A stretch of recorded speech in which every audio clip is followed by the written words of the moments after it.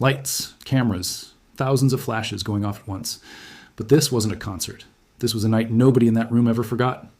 The night the king of pop walked into a Bollywood award stage, and instead of talking about music, he talked about something far bigger than fame. Stay till the end, because what happened in those few minutes still gives people chills today. And before we dive in, hit that subscribe button, because stories like this deserve to be remembered. 1. The buildup. To understand why this moment mattered so much, you have to understand who Michael Jackson was to the world at that point. He wasn't just a singer. He wasn't just a dancer. He was, without exaggeration, one of the most recognized human beings on the planet. His face was known in villages that had never seen electricity. His songs played in languages he never spoke. Kids in Manila, teenagers in Lagos, grandmothers in Mumbai. Somehow, all of them knew his name. By this point in his career, he had already redefined what global stardom even meant. He had broken sales records that no one thought could be broken. He had turned music videos into cinematic events. He had become, in many ways, less of a celebrity and more of a cultural landmark, something people measured other forms of fame against. And yet, despite all of that, he rarely made public appearances outside of his own performances. When he did show up somewhere unexpected, it wasn't treated as just another event. It was treated as history in the making. So when word spread that Michael Jackson would be attending a Bollywood award ceremony in New York, the reaction was instant. Media outlets scrambled to confirm the news. Fans lined up outside the venue hours early, some traveling from other cities just for the chance to be in the same building. Security tightened around every entrance. Reporters who usually covered film and music from the South Asian entertainment world suddenly found themselves fielding calls from international desks who wanted updates on one thing only. Would Michael Jackson actually be there? Nobody quite knew what to expect. Would he perform? Would he simply wave to the crowd and leave? Would he even show up at all, given how rarely he made public appearances by then? Rumors swirled backstage. Organizers reportedly triple-checked every detail of his arrival, aware that a single misstep could turn the night into chaos. But what nobody expected, not the organizers, not the audience, not even some of the people standing closest to the stage, was for the night to become one of the most talked about speeches of his career. Not because of what he sang, not because of how he danced, but because of what he said. 2. The entrance.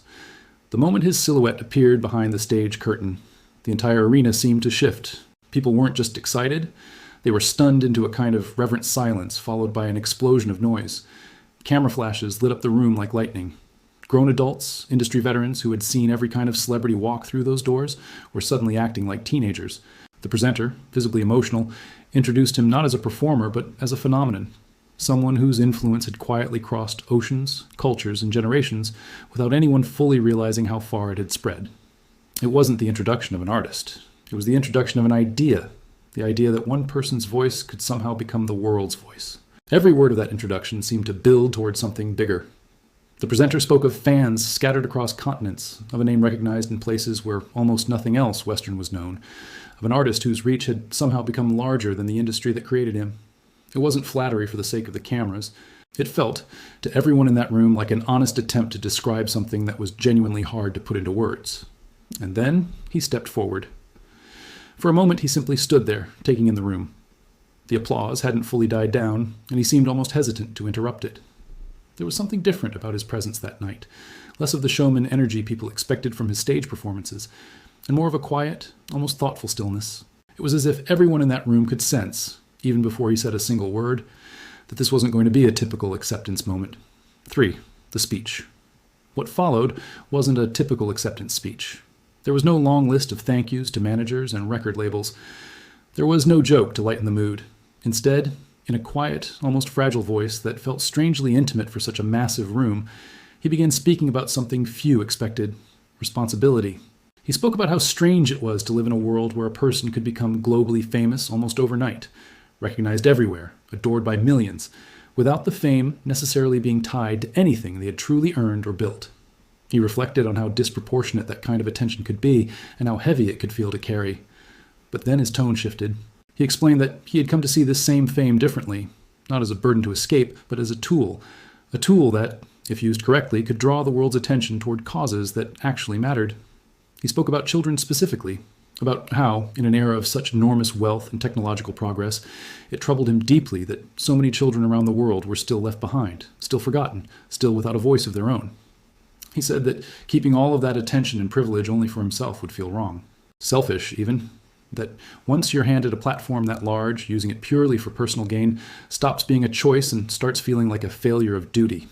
Then, in a moment that visibly caught many people off guard, he turned to history, invoking the memory of a man who had used the power of global attention not for wealth or fame, but to free an entire nation without ever raising a weapon.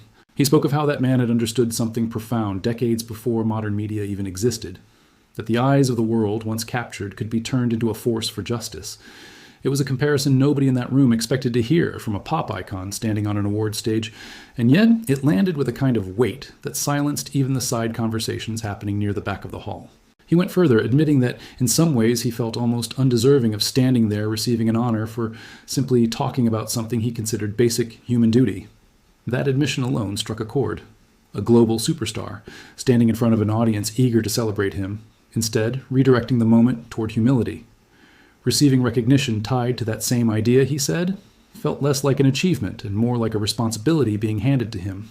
Not a reward for what he had already done, but a quiet challenge to do more. He spoke about wanting the moment to be remembered not as a celebration of his career, but as a kind of quiet commitment, a promise, almost, that he intended to keep pushing that same message forward long after the camera stopped rolling and the room emptied out. He thanked the people who had invited him, the family that had hosted him, the organizers who had built the night, the designers behind the elaborate staging, the hosts who had put together an evening meant to celebrate an entire industry. But even those thank yous felt secondary to the larger message he was clearly trying to leave behind. It was almost as though the formalities were something to move through quickly, so he could return to the point he actually wanted people to remember. 4. The reaction. When he finished, the applause didn't come immediately. For a brief second, there was almost a stunned pause. The kind of silence that happens when a room full of people realizes they just witnessed something they weren't fully prepared for. Then the applause came, and it didn't stop. People were on their feet. Some were visibly emotional, wiping their eyes as the standing ovation stretched on far longer than any typical award acceptance usually receives. Reporters in the room later admitted they had walked in expecting a few polished lines about music and fans, and instead walked out having heard something closer to a personal philosophy, delivered with a sincerity that felt impossible to script. Backstage, according to those who were present that night, the mood shifted too. Conversations that would normally revolve around the next performance or the next award category instead turned toward what had just been said. People were quoting fragments of it to each other, trying to process how a moment they expected to be routine had somehow become the emotional centerpiece of the entire evening. It wasn't the performance anyone expected.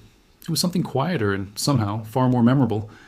In an industry built almost entirely on spectacle, he had managed to create the biggest moment of the night without a single dance step or musical note. 5.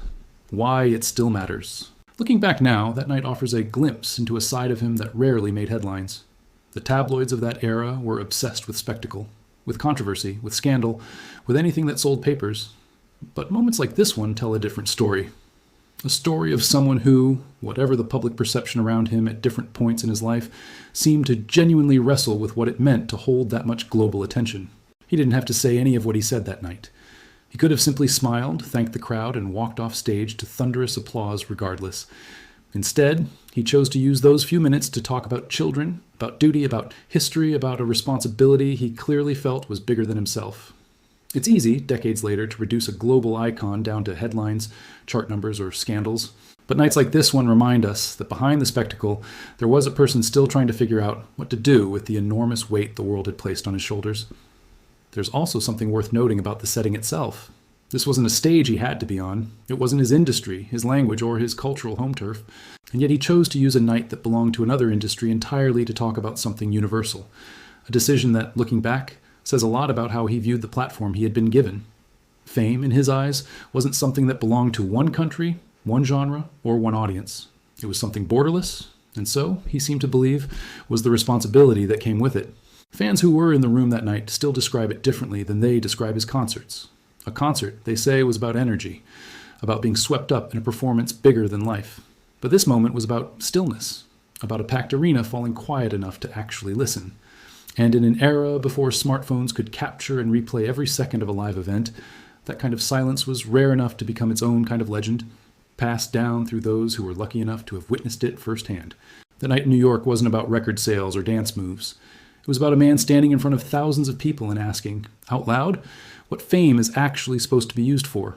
Whatever you think of him, whatever chapter of his life comes to mind first, that moment remains one of the rare times the world got to see him not as a performer, but simply as someone trying to make sense of his own influence. If this story moved you even a little, make sure to like this video, subscribe for more untold moments from history, and let us know in the comments what part of this story stayed with you the most. We'll see you in the next one.